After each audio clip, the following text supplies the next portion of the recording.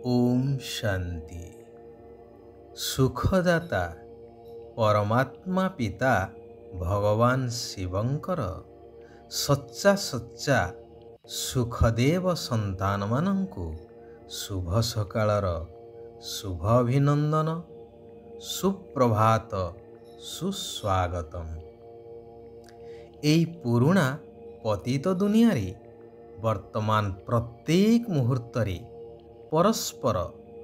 परस्पर को दुख दे चलिछंती।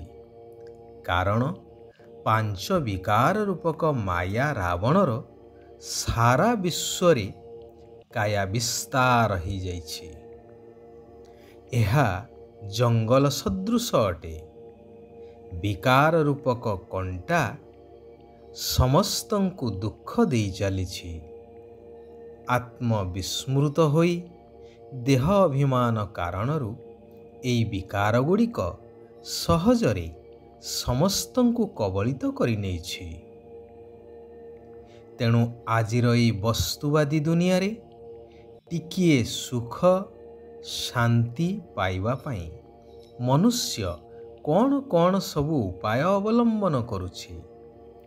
जेबे कि आत्मार स्वधर्म हेउछि शांति। कहानी अछि ना, राणींकर गलारे हार पड़िछि, किंतु राणींकर मनरे ख्याल आसिला कि जेपरी तांको हारटी हजि जाइछि। तेणु समस्ते खोजिबाकू लागिले।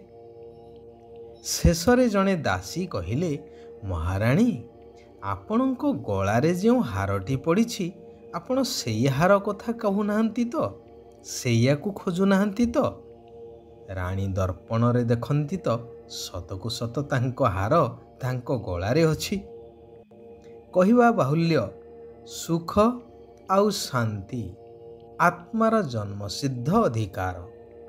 आत्मार स्वधर्म हेउछि शांति, परंतु आत्मार परिचय को समस्ते भूली जाई देह सर्वस्व हेइ जिबा कारणरू मनुष्य आजी नानादि पूजा पाठ, तीर्थ व्रत, यज्ञ तप, दान धर्म आदि करि चलिछि सुख शांति पाइबा पाई।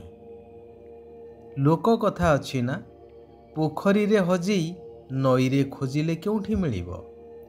भगवान कहउछंती, हे मोर प्रिय मधुर आत्मिक संतानगण, तुमी हेउछ दुखहर्ता सुखकर्ता ईश्वर पिता शिव बाबांकर संतान।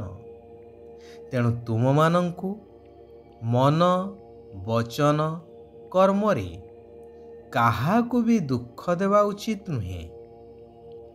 मु जेपरी समस्तंकु सुख देई चलिछि, माया रावणर दुखरु मुक्त करुछि, मोर संतान हिसाब रे तुमे मध्य समस्तंकु सुख देई चल।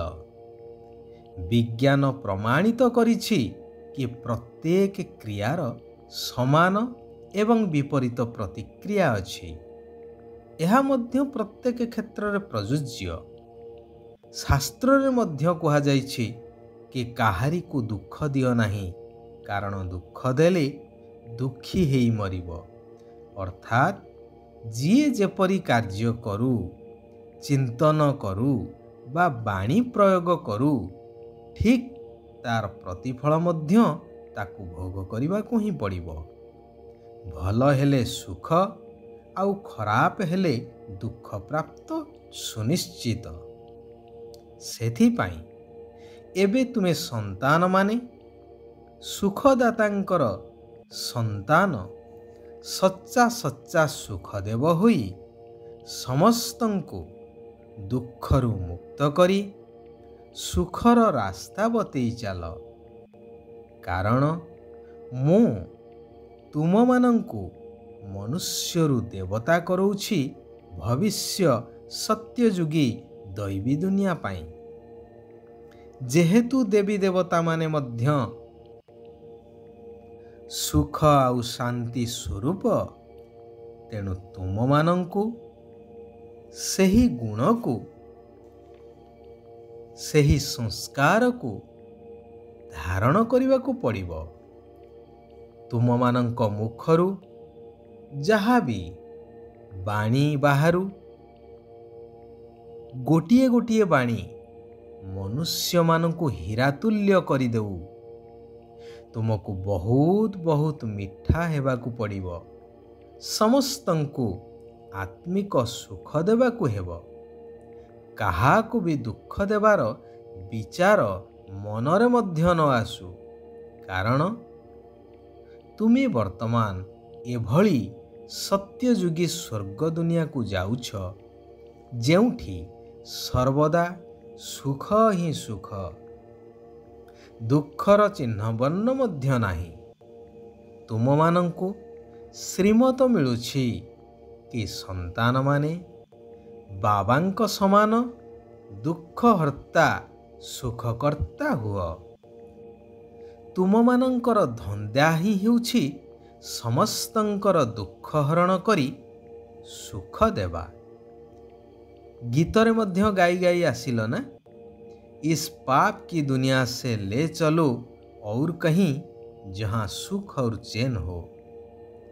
ମୁଁ ମଧ୍ୟ ଆସିଛି ତୁମକୁ ସେହିଭଳି ଦୁନିଆକୁ ନେଇଯିବା ପାଇଁ, ଯାହାକୁ ସ୍ୱର୍ଗ ବା ବୈକୁଣ୍ଠ ବୋଲି କୁହାଯାଉଛି, ଯେଉଁଠି ସାମାନ୍ୟତମ ଦୁଃଖ ଅଶାନ୍ତି ନାହିଁ, ସୁଖ ହିଁ ସୁଖ, ଶାନ୍ତି ହିଁ ଶାନ୍ତି। ସେଠିକାର ମାଲିକ ହେବେ ଲକ୍ଷ୍ମୀ ଆଉ ନାରାୟଣ। ତାହା ଏଇ ଭାରତ ଭୂମିରେ ହିଁ ହେବ। ଏହି ସତ୍ୟ ଜ୍ଞାନ ଏବଂ ସହଜ ରାଜଯୋଗ ବର୍ତ୍ତମାନ ମୁଁ ତୁମମାନଙ୍କୁ ଶିକ୍ଷା ଦେଉଛି ଏହିଭଳି ରାଜ୍ୟକୁ ଯିବାର ଯୋଗ୍ୟ କରାଇବା ପାଇଁ। ସୃଷ୍ଟିର ଆଦି ମଧ୍ୟ ଅନ୍ତର ଜ୍ଞାନ ଅନ୍ୟ କୌଣସି ଶାସ୍ତ୍ର ପୁରାଣରେ ନାହିଁ। ସେଇଥିପାଇଁ ତ କଳ୍ପ କଳ୍ପ କଳ୍ପର ଅନ୍ତିମ ସମୟ ଏହି କଲ୍ୟାଣକାରୀ ପୁରୁଷୋତ୍ତମ ସଙ୍ଗମ ଯୁଗରେ ମୋତେ ଆସିବାକୁ ହିଁ ପଡ଼ିଥାଏ, ସମସ୍ତଙ୍କୁ ସାଥିରେ ନେଇଯିବା ପାଇଁ। ମୋର ପ୍ରଥମ ଶ୍ରୀମତ ହେଉଛି ନିଜକୁ ଏହି ଶରୀର ଠାରୁ ଅଲଗା ଜ୍ୟୋତିର୍ବିନ୍ଦୁ ଆତ୍ମା ଭାବ କି ମୁଁ ଏହି ଶରୀର ଠାରୁ ସମ୍ପୂର୍ଣ୍ଣ ଅଲଗା। ଏହାଦ୍ୱାରା କେବଳ ମୁଁ କର୍ମ କରୁଛି। ଏହିଭଳି ଅଭ୍ୟାସ କରି କରି ଦେହୀ ଅଭିମାନୀ ବା ଆତ୍ମ ଅଭିମାନୀ ହେବାକୁ ପଡ଼ିବ। ଏହି ମୁରଲି ବା ମୋ ଶ୍ରୀମତ ଆତ୍ମାର ଭୋଜନ ଅଟେ। ତେଣୁ କେବେ ବି ଏହାକୁ ମିସ୍ କରିବା ଉଚିତ ନୁହେଁ। ପାଠପଢ଼ାରେ ନିୟମିତ ଏବଂ ସତର୍କତା ଅବଲମ୍ବନ କରିବା ନିହାତି ଆବଶ୍ୟକ। ଶିବ ବାବା କହୁଛନ୍ତି, ମାୟା ଏବଂ ପ୍ରକୃତିର ହଲଚଲ ଠାରୁ ସର୍ବଦା ସୁରକ୍ଷିତ ରହୁଥିବା ଦିଲାରାମ ବାବାଙ୍କର ଦିଲ ତଖତ ନସିନ ଅର୍ଥାତ୍ ହୃଦୟ ସିଂହାସନର ଅଧିକାରୀ ହୁଅ। ସର୍ବଦା ଏହି ସ୍ମୃତିରେ ରୁହ କି କେବଳ ଆମମାନଙ୍କୁ ଏହି ଶ୍ରେଷ୍ଠ ଭାଗ୍ୟ ବର୍ତ୍ତମାନ ମିଳିଛି। ଏହା ହିଁ ମାୟାଠାରୁ ସୁରକ୍ଷିତ ରହିବାର କବଚ ଭଳି। ଏହାଦ୍ୱାରା ମଧ୍ୟ ତୁମର ସ୍ଥିତି ଅଚଳ ହୋଇଯିବ। ମାୟା ହଲଚଲ କରିପାରିବ ନାହିଁ। ଏହିଭଳି ସ୍ଥିତିରେ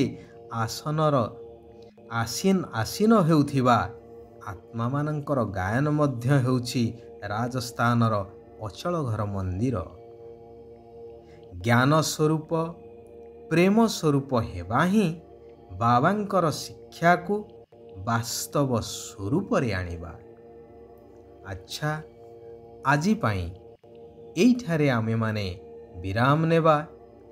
ଆସନ୍ତାକାଲି ପୁନଶ୍ଚ ଆମେମାନେ ଏକତ୍ରିତ ହେବା ସେହି ଆତ୍ମିକ ପିତା ପରମାତ୍ମାଙ୍କର ଆଉ କିଛି ଅମୂଲ୍ୟ ଆତ୍ମିକ ମହାବାକ୍ୟକୁ ଶ୍ରବଣ କରିବା, ଧାରଣ କରିବା, ନିଜକୁ ପରିବର୍ତ୍ତନ କରିବା ସହିତ ସାରା ବିଶ୍ୱକୁ ମଧ୍ୟ ପରିବର୍ତ୍ତନ କରିବାର ସେବା କରି ଚାଲିବା। ସାରା ବିଶ୍ୱର ଆତ୍ମାମାନଙ୍କର କଲ୍ୟାଣ ହେଉ, ସମସ୍ତେ ସୁଖ ଆଉ ଶାନ୍ତିର ଅନୁଭବ କରନ୍ତୁ। ଓମ୍ ଶାନ୍ତି। ଓମ୍ ଶାନ୍ତି। ଓମ୍ ଶାନ୍ତି।